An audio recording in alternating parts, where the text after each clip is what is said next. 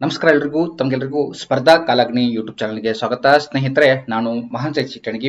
ಸ್ನೇಹಿತರೆ, ಇವತ್ತು ತಾನೇ ಕರ್ನಾಟಕದ ಬಜೆಟ್ 2024 ಕರ್ನಾಟಕದ ಮುಖ್ಯಮಂತ್ರಿಗಳಾದಂತಹ ಸಿದ್ದರಾಮಯ್ಯ ಅವರು ಮಂಡನೆಯನ್ನು ಮಾಡಿದ್ದಾರೆ.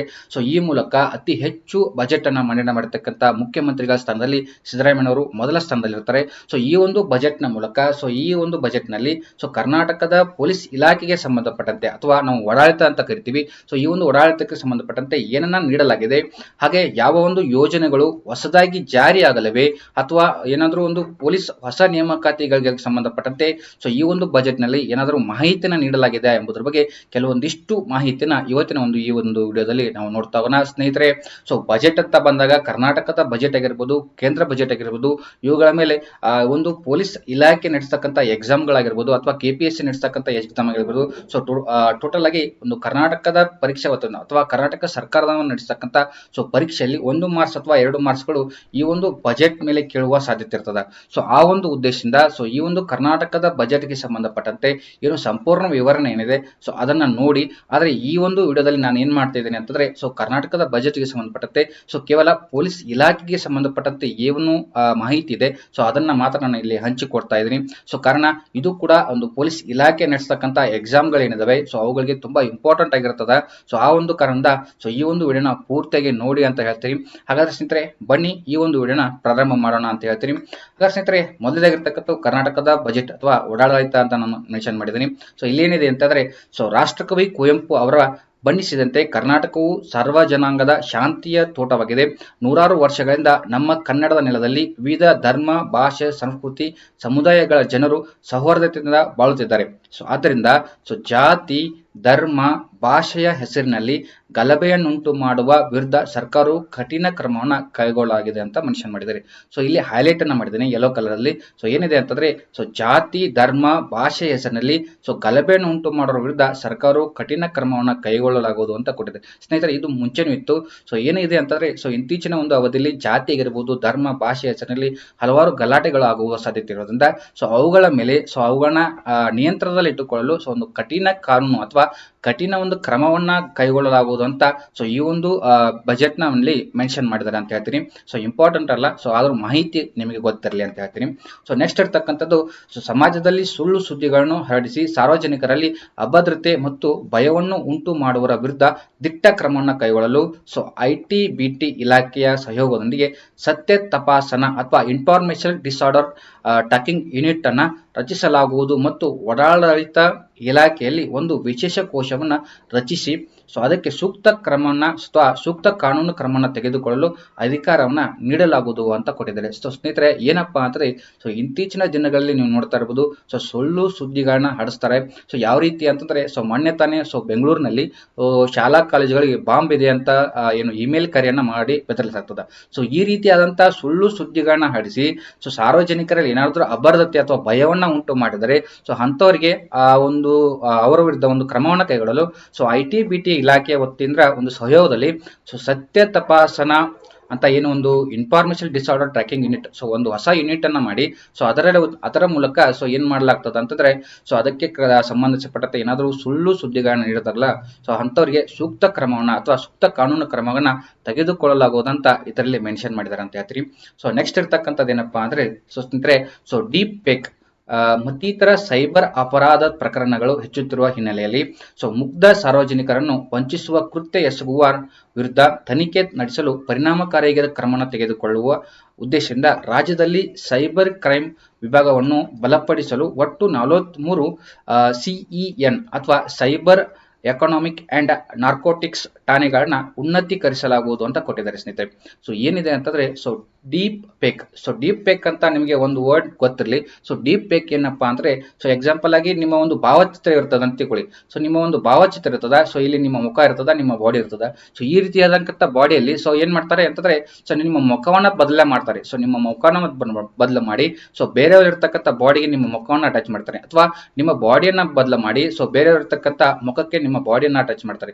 ಈ ರೀತಿಯಾದ ಪ್ರಕರಣಗಳಿಗೆ ನಾವು ಏನಂತ ಕರಿತೀವಿ ಅಂತಂದ್ರೆ ಸೊ ಡೀಪ್ ಫೇಕ್ ಅಂತ ಕರಿತೀವಿ. ಎಕ್ಸಾಂಪಲ್ ಆಗಿ ಒಂದು ಪೊಲೀಸ್ ಪರೀಕ್ಷೆಯಲ್ಲೂ ಕೂಡ ಸೊ ಡೀಪ್ ಫೇಕ್ ಎಂದರೆ ಏನು ಅಂತ ಕೇಳುವ ಸಾಧ್ಯತೆನೂ ಕೂಡ ಇದೆ. ಸೊ ಡೀಪ್ ಫೇಕ್ ಅಂದ್ರೆ ಏನಪ್ಪಾ ಅಂತಂದ್ರೆ ಸೊ ಆಗ್ಲೇ ಹೇಳಿದಾಗೆ ಸೊ ನಿಮ್ಮ ಒಂದು ಮುಖವನ್ನ ತೆಗೆದು ಬೇರೆಯವರ ಬಾಡಿಗೆ ಅಟ್ಯಾಚ್ ಮಾಡೋದಾಗಿರ್ಬೋದು, ಅಥವಾ ಅವರ ಒಂದು ಬಾಡಿನ ತೆಗೆದುಕೊಂಡು ನಿಮ್ಮ ಒಂದು ಮುಖವನ್ನ ಅಟ್ಯಾಚ್ ಮಾಡೋರಾಗಿರ್ಬೋದು. ಸೊ ಈ ರೀತಿಯಾದ ಪ್ರಕರಣಗಳನ್ನ ನಾವು ಏನಂತ ಕರಿತೀವಿ ಅಂದ್ರೆ ಸೊ ಡೀಪ್ ಫೇಕ್ ಅಂತ ಕರಿತೀವಿ. ಸ್ನೇಹಿತರೆ, ಸೊ ಮಹಿಳಾ ಅಭ್ಯರ್ಥಿಗೆ ನಾವು ಹೇಳೋದಂದ್ರೆ ಸೊ ಏನಪ್ಪಾ ಅಂದ್ರೆ ಸೊ ಯಾವುದೇ ಕಾರಣಕ್ಕಾಗಿ ಸಾಮಾಜಿಕ ಜಾಲತಾಣಗಳಲ್ಲಿ ನಿಮ್ಮ ಒಂದು ವೈಯಕ್ತಿಕ ಫೋಟೋಗಳನ್ನ, ಸೊ ನಿಮ್ಮ ಒಂದು ವೈಯಕ್ತಿಕ ಭಾವಚಿತ್ರಗಳನ್ನ ಯಾವುದೇ ಕಾರಣಕ್ಕೂ ಸೊ ಅಪ್ಲೋಡ್ ಮಾಡಕ್ ಹೋಗಬೇಡಿ. ಸೊ ಈ ರೀತಿಯಾಗಿ ಮಾಡೋದ್ರಿಂದ ಏನಾಗುತ್ತೆ ಅಂತಂದ್ರೆ ಸೊ ಈ ಒಂದು ಡೀಪ್ ಫೇಕ್ ಪ್ರಕರಣಗಳು ಜಾಸ್ತಿ ಆಗ್ತವೆ.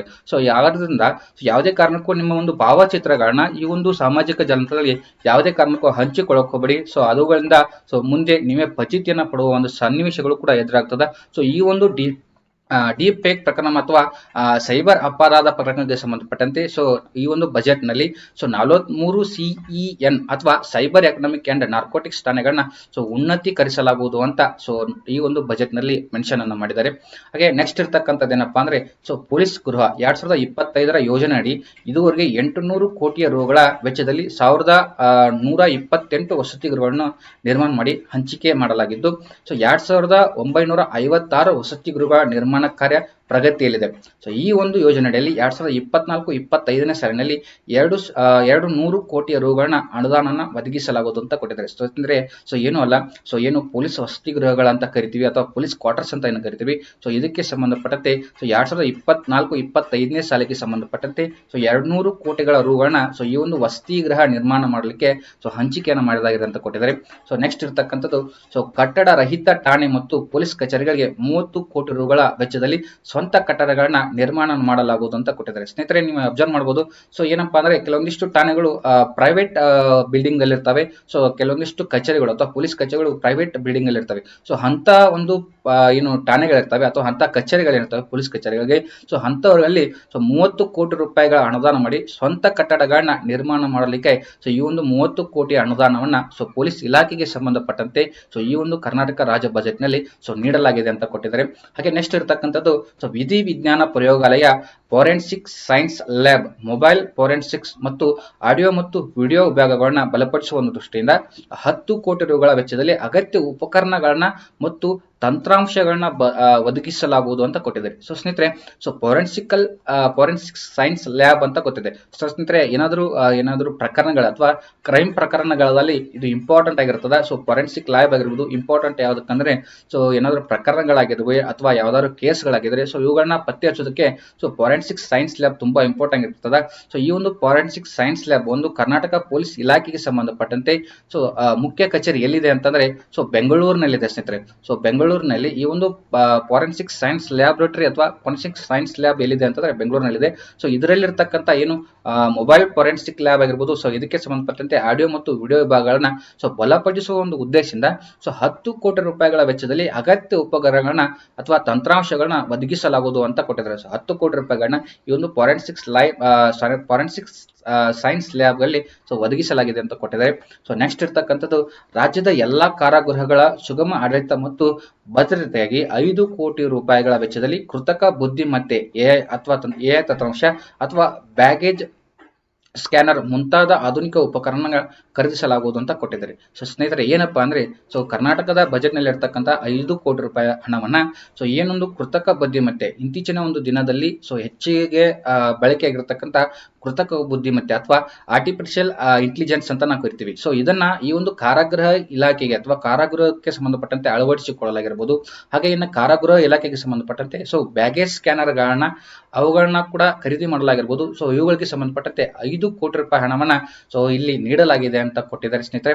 ಸೊ ನೆಕ್ಸ್ಟ್ ಇರ್ತಕ್ಕಂಥದ್ದು ಶಿವಮೊಗ್ಗ ಜಿಲ್ಲೆಯಲ್ಲಿ 100 ಕೋಟಿ ರುಗಳ ವೆಚ್ಚದಲ್ಲಿ ಹೊಸ ಹೈ ಸೆಕ್ಯೂರಿಟಿ ಕಾರಾಗೃಹಗಳನ್ನ ನಿರ್ಮಿಸಲಾಗುವುದು ಅಂತ ಕೊಟ್ಟಿದ್ದಾರೆ. ಏನು ಶಿವಮೊಗ್ಗ ಜಿಲ್ಲೆಯಲ್ಲಿ ಸೊ 100 ಕೋಟಿ ರೂಪಾಯಿ ಮೌಲ್ಯದ ಒಂದು ಹೊಸ ಹೈ ಸೆಕ್ಯೂರಿಟಿ ಕಾರಾಗೃಹವನ್ನ ನಿರ್ಮಿಸಲಾಗುವುದು ಅಂತ ಕೊಟ್ಟಿದ್ದಾರೆ. ಸೊ ಇದಕ್ಕಾಗಿ ಸೊ ಶಿವಮೊಗ್ಗ ಜಿಲ್ಲೆಯಲ್ಲಿ ಹೊಸ ಕಾರಾಗೃಹಗಳ ನಿರ್ಮಾಣ ಮಾಡಲು 100 ಕೋಟಿ ರೂಪಾಯಿನ ಕೊಟ್ಟಿದ್ದಾರೆ ಅಂತ ನಾವು ಇಲ್ಲಿ ಕಂಡುಬಿಡಬಹುದು. ಸೊ ನೆಕ್ಸ್ಟ್ ಇರ್ತಕ್ಕಂಥದ್ದು ಅಗ್ನಿಶಾಮಕ ಇಲಾಖೆಯ ಕಾರ್ಯಕ್ಷಮತೆಯನ್ನು ಹೆಚ್ಚಿಸಲು the Karnataka fire post act 1964 ರಾಜ್ಯದಲ್ಲಿ ಹೊಸದಾಗಿ ನಿರ್ಮಾಣವಾಗುವ ಬಹುಮಹಡಿಯ ಕಟ್ಟಡಗಳ ಆಸ್ತಿ ತೆರಿಗೆಯೊಂದಿಗೆ 1% ದರದಲ್ಲಿ ಪೈರ್ ಸೀಸ್ ಅನ್ನ ವಿಧಿಸಲಾಗುವುದು ಅಂತ ಕೊಟ್ಟಿದ್ದಾರೆ ಸ್ನೇಹಿತರೆ.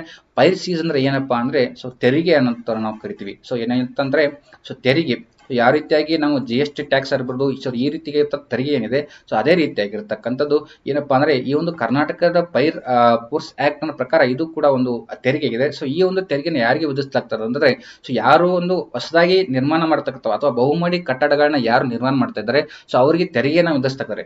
ಸೊ ಆ ಒಂದು ತೆರಿಗೆಯಲ್ಲಿ ಕೆಲವೊಂದಿಷ್ಟು ಅಂದ್ರೆ 1% ತೆರಿಗೆಯನ್ನ ಸೊ ಈ ಒಂದು ಪೈರ್ ಸೀಸ್ ತೆರಿಗೆಯನ್ನ ವಿಧಿಸಲಾಗುವುದು ಅಂತ ಕೊಟ್ಟಿದ್ದಾರೆ ಅಂತ ಹೇಳ್ತೀನಿ. ಸೊ ನೆಕ್ಸ್ಟ್ ಇರ್ತಕ್ಕಂಥದ್ದು ಇನ್ನ ಬೆಂಗಳೂರಿನ ಪೊಲೀಸ್ ಸುಲಿಮನ್ ಮೈದಾನದಲ್ಲಿ 3 ಕೋಟಿ ರೂಪಾಯಿ ವೆಚ್ಚದಲ್ಲಿ ಆಸ್ಟ್ರೋ ಟರ್ಫ್ ಹಾಕಿ ಪ್ರಾಂಗಣವನ್ನು ನಿರ್ಮಾಣಿಸಲಾಗುವುದು ಅಂತ ಕೊಟ್ಟಿದ್ದಾರೆ. ಏನಪ್ಪಾ ಅಂದ್ರೆ ಸೊ ಏನು ಬೆಂಗಳೂರಿನಲ್ಲಿ ಇರ್ತಕ್ಕಂಥ ಒಂದು ಪೊಲೀಸ್ ಮೈದಾನ ಏನಿದೆ ಸೊ ಇದಕ್ಕೆ 3 ಕೋಟಿ ರೂಪಾಯಿ ವೆಚ್ಚದಲ್ಲಿ ಆ ಒಂದು ಏನಪ್ಪಾ ಅಂದ್ರೆ ಒಂದು ಹಾಕಿ ಪ್ರಾಂಗಣ ಅಥವಾ ಹಾಕಿ ಕ್ರೀಡಾಂಗಣವನ್ನ ನಿರ್ಮಿಸಲಕ್ಕೆ ಸೊ 3 ಕೋಟಿ ರೂಪಾಯಿ ವೆಚ್ಚದಲ್ಲಿ 3 ಕೋಟಿ ರೂಪಾಯಿಗಳನ್ನ ಈ ಒಂದು ಏನು ಕ್ರಿಕೆಟ್ ಅಥವಾ ಸಾರಿ ಈ ಒಂದು ಹಾಕಿ ಮೈದಾನಕ್ಕೆ ಮೀಸಲಿಟ್ಟಿದ್ದಾರೆ ಅಂತ ನಮಗೆ ಕಂಡುಬರ್ತದೆ. ಸೊ ಸ್ನೇಹಿತರೆ ನೆಕ್ಸ್ಟ್ ಇರ್ತಕ್ಕಂಥದ್ದು ಸೊ ಹೊಸ ನೇಮಕಾತಿ. ಸೊ ಸ್ನೇಹಿತರೆ ಇದಿಷ್ಟು ಏನಪ್ಪಾ ಅಂದ್ರೆ ಕರ್ನಾಟಕದ ಬಜೆಟ್ಗೆ ಸಂಬಂಧಪಟ್ಟಂತೆ ಒಡಾಡಳಿತ ಅಥವಾ ಪೊಲೀಸ್ ಇಲಾಖೆ ಅಂತ ನಾವು ಕರಿತೀವಿ. ಸೊ ಇದಕ್ಕೆ ಸಂಬಂಧಪಟ್ಟಂತೆ ಇರೋದಂತ ಮಾಹಿತಿ ಇದಾಗಿದೆ. ಹಾಗಾದ್ರೆ ಇನ್ನು ಹೊಸ ನೇಮಕಾತಿಯ ಬಗ್ಗೆ ಈ ಒಂದು ಬಜೆಟ್ ನಲ್ಲಿ ಮಾಹಿತಿ ಇದೆಯಾ ಸರ್ ಅಂತಂದ್ರೆ ಸೊ ಸ್ನೇಹಿತರೆ ಈ ಒಂದು ಹೊಸ ನೇಮಕಾತಿಯ ಬಗ್ಗೆ ಈ ಒಂದು ಬಜೆಟ್ ನಲ್ಲಿ ಯಾವುದೇ ಒಂದು ಮಾಹಿತಿಯನ್ನ ಹಂಚಿಕೊಳ್ಳಲಾಗಿಲ್ಲ. ಸೊ ನೀವು ಇತ್ತೀಚಿನ ಒಂದು ಅವಧಿಯಲ್ಲಿ ಅಂದ್ರೆ ಹಿಂದೆ ನಡೆದಿರ್ತಕ್ಕಂಥ ಏನು ಬಜೆಟ್ ಅಧಿವೇಶನಗಳಿದಾವೆ ಸೊ ಆ ಒಂದು ಬಜೆಟ್ ನಲ್ಲಿ ಒಂದು ಹೊಸ ನೇಮಕಾತಿಗೆ ಸಂಬಂಧಪಟ್ಟಂತೆ ಸೊ ಯಾವ್ದಾದ್ರು ಒಂದು ಮಾಹಿತಿಯನ್ನು ಹಂಚಿಕೊಳ್ತಾ ಇದ್ರು. ಆದ್ರೆ ಈ ಒಂದು ಬಜೆಟ್ ನಲ್ಲಿ ಅಥವಾ ಬಜೆಟ್ ಪತ್ರದಲ್ಲಿ ಯಾವುದೇ ರೀತಿಯಾಗಿರ್ತಕ್ಕಂಥ ಒಂದು ಪೊಲೀಸ್ ಇಲಾಖೆಗೆ ಸಂಬಂಧಪಟ್ಟಂತೆ ಸೊ ಹೊಸ ನೇಮಕಾತಿಗಳ ಬಗ್ಗೆ ಯಾವುದೇ ಮಾಹಿತಿಯನ್ನು ಹಂಚಿಕೊಳ್ಳಲಾಗಿದೆ.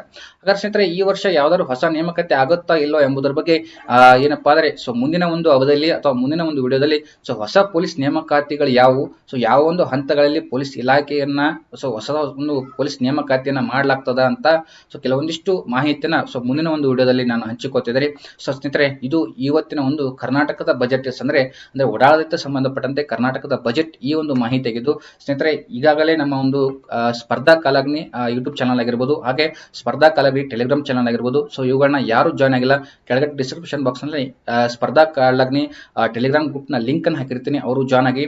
ಅದೇ ರೀತಿಯಾಗಿ ನಮ್ಮ ಒಂದು ಸ್ಪರ್ಧಾ ಕಾಲಗ್ನಿ ಯೂಟ್ಯೂಬ್ ಚಾನಲ್ ನ ಯಾರು ಸಬ್ಸ್ಕ್ರೈಬ್ ಮಾಡ್ಕೊಂಡಿಲ್ಲ ಅವರು ಸಬ್ಸ್ಕ್ರೈಬ್ ಮಾಡ್ಕೊಳ್ಳಿ ಅಂತ ಹೇಳ್ತೀನಿ. ಅದೇ ರೀತಿಯಾಗಿ ಮುಂದಿನ ಒಂದು ವಿಡಿಯೋದಲ್ಲಿ ಒಂದು ಪೊಲೀಸ್ ಇಲಾಖೆಗೆ ಸಂಬಂಧಪಟ್ಟಂತೆ ಏನು ಹೊಸ ನೇಮಕಾತಿಗಳು ಸೊ ಹೊಸ ನೇಮಕಾತಿಗಳು 2024ರ ಹೊಸ ನೇಮಕಾತಿಗಳು ಯಾವ ಇದಾವೆ, ಸೊ ಯಾವ ಒಂದು ಪೊಲೀಸ್ ಇಲಾಖೆಗೆ ಸಂಬಂಧಪಟ್ಟಂತೆ ಯಾವ ನೇಮಕಾತಿಗಳು ಆಗ್ಬೋದು ಎಂಬುದರ ಬಗ್ಗೆ ಕೆಲವೊಂದಿಷ್ಟು ಮಾಹಿತಿನ ಸೊ ಮುಂದಿನ ಒಂದು ವಿಡಿಯೋದಲ್ಲಿ ನಾನು ಹಂಚಿಕೊಳ್ತೀನಿ. ಸೊ ಆ ಒಂದು ಉದ್ದೇಶದಿಂದ ಸೊ ನಮ್ಮ ಒಂದು ವಿಡಿಯೋನ ನೋಡ್ತಾ ಇರಿ ಅಂತ ಹೇಳ್ತೀನಿ. ಆದಷ್ಟು ಬೇಗ ನಮ್ಮ ಒಂದು ಆದಷ್ಟು ಎಲ್ಲರೂ ನಮ್ಮ ಒಂದು ಯೂಟ್ಯೂಬ್ ಚಾನಲ್ನ ಸಬ್ಸ್ಕ್ರೈಬ್ ಮಾಡ್ಕೊಂಡು ವಿಡಿಯೋಗಳನ್ನ ನೋಡಿ ಅಂತ ಹೇಳ್ತೀನಿ. ತಮಗೆಲ್ಲರಿಗೂ ಮತ್ತೆ ಒಂದು ಮುಂದಿನ ಒಂದು ವಿಡಿಯೋದಲ್ಲಿ ಭೇಟಿ ಆಗೋಣ ಅಂತ ಹೇಳ್ತಾ ಎಲ್ಲರಿಗೂ ಶುಭವಾಗಲಿ. ಧನ್ಯವಾದಗಳು.